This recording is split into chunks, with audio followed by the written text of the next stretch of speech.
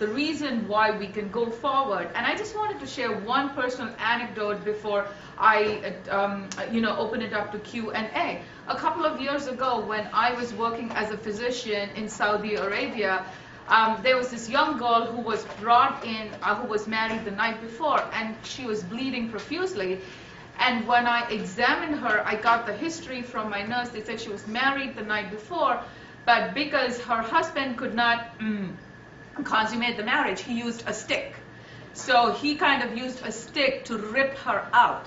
Now, I cannot forget this. This has been like almost 18 years ago, but I just feel I'm seeing her in front. So what I'm trying to say is that even in a country like that, which is so rich, there is a violation of human rights. So MDGs are really all about human rights and health, global health and global public health, as you say. I mean, I have to say public health, being a public health person, otherwise Levy will kill me once I step out. But that apart, what I'm just trying to say, it happens in every pocket. And Adam, what you said really struck a chord in me, that some of us are lucky to be in countries where we can express ourselves, but there's so many children who are walking miles, as we heard from Dr. Falvo and the other panelists in the morning, who don't have such an easy life as to even having the basic amenities. So I think it's our responsibility, and more or less, like, you are really the torch bearers, the youth, to see what we can do. And as I'm saying, it's just not money. Even educating somebody in your school about MDGs. And what I do on my campus is everybody gives up their latte for a day, twice a year. And we collected that money and sent it to Sudan. It doesn't hurt somebody, because students do have lattes and coffee. So that's what I'm trying to say. If you come up with an idea, start with pennies, and it'll become a ripple effect and go on. So thank you all so much. Without much ado, I'm going to open it over to question and answers. And thank you to our excellent timekeeper. He did a fabulous job. How long do we have for question and answers? 10 minutes. Thank you. 10 minutes. So the floor is now open. Yeah, sure. Well, where is the mic? Levy has a mic. I don't have a mic. Yeah, just turn it on so the video's on. Thank you. The floor is now open for question and answers. Yes. Yes. Could you introduce yourself, please? Sure. Yes. Thank you. Paris. Can you hear me? Button. Technology works. Hello? Sometimes. Thank you. Okay, great. I'm Téte Paris. This question is addressed to Adam Smith. What has been the government response to the Make Global Poverty History campaign? And to be specific, what percentage of the, I think I always forget the percentages, is it 0.08 or 0.07% of the gross product that should go? So what was the percentage, stated percentage commitment before this particular campaign? What has been the government response? Has it elevated the percentage level? Adam, before you answer, we'll take a few more questions. It's okay. Thank you. Anybody else? Yes, please introduce yourself. My name is... Mike, please. Thank you. My name is Jeanette Swaby. I'm from Quinlan University. I'm a nursing student. At first, The button is not... The green. my name is Jeanette Swaby. I'm a student at Quinlan University. I'm a nursing student. And my question is, what are some of the ways can we use technology to mobilize the youth and increase awareness? Okay, and is that directed to Adam Smith?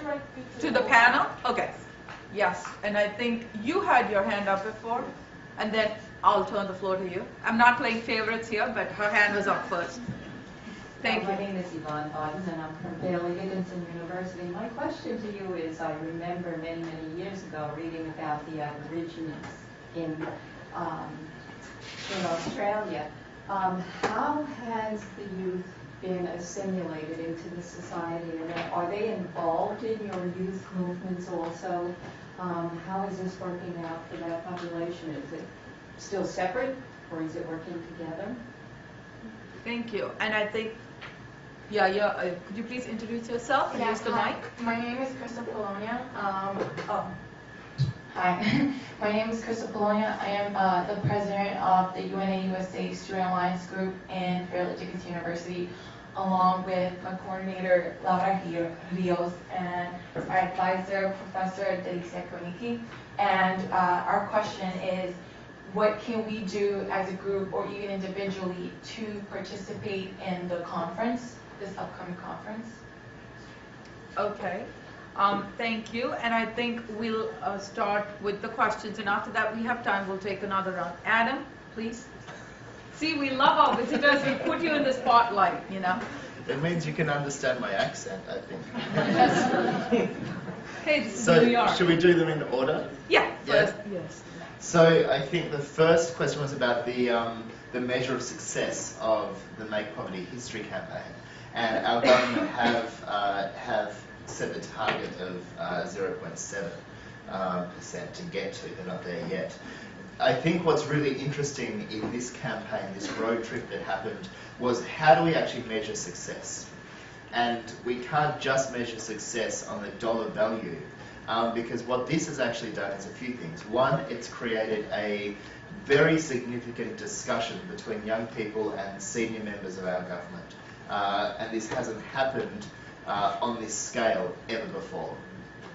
The second thing is that it's started a major public debate, regardless of age or anything like that, in Australian media, not just about the amount of aid, but the quality of the impact of the work that we fund. And so that has been just sensational in terms of saying it's not just about money.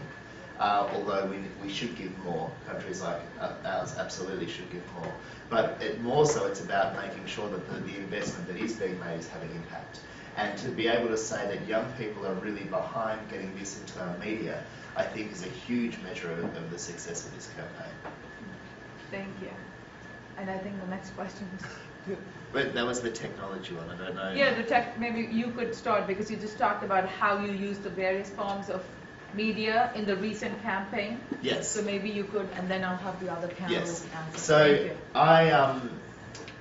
I feel like I only have very obvious answers to the question around technology and not anything that people wouldn't know already. But if I compare even what I didn't say before and what I think is in my bio is that I'm CEO of the largest philanthropic trust for young people in Australia. And if I think about how we used to conduct ourselves 5 years ago, it's remarkably different to how we conduct ourselves now. And where we used to have a focus just on delivering programs or undertaking research, what we now know to be true is that if we only do research and deliver programs, we're missing an opportunity to create change at a larger scale. So we now are investing more than ever in our advocacy agenda. So how do we take the lessons learnt in everything we do and make that compelling to policymakers and to the broader public? And so we use Facebook, we use Twitter, we use YouTube, we use all of the mechanisms that I know you're familiar with to be able to do that. Thank you. Levy, would you like to add your... Just one on the issue of success. How do you really measure the success of the Millennium Development Goals? For those of you like myself who were at the interactive hearings with civil society, I don't know whether you were frustrated just as I was. It was an interactive hearing by civil society with civil society. Civil society was hearing itself rather than governments hearing us out. In any case, I think at the United Nations and worldwide there is rising expectation, but there is also equally the shrinking of resources. And the Millennium Development Goals is very much challenged in terms of its achievement precisely because there's a rising expectation to address the issue of extreme poverty, and yet governments and multilateral financial institutions are saying the resources are just not there. But it's important that when you measure the success of the Millennium Development Goals, as Adam has said, it is beyond money. It takes a certain perspective to look at the success, and that is when we say one must look at the Millennium Development Goals in terms of whether it has blurred our ethical lenses and whether it has misdirected our moral compasses. And by that I mean, one, the ethical, that the Millennium Development Goal success must be seen in the fact that it must have an approach that is entirely human rights, so that the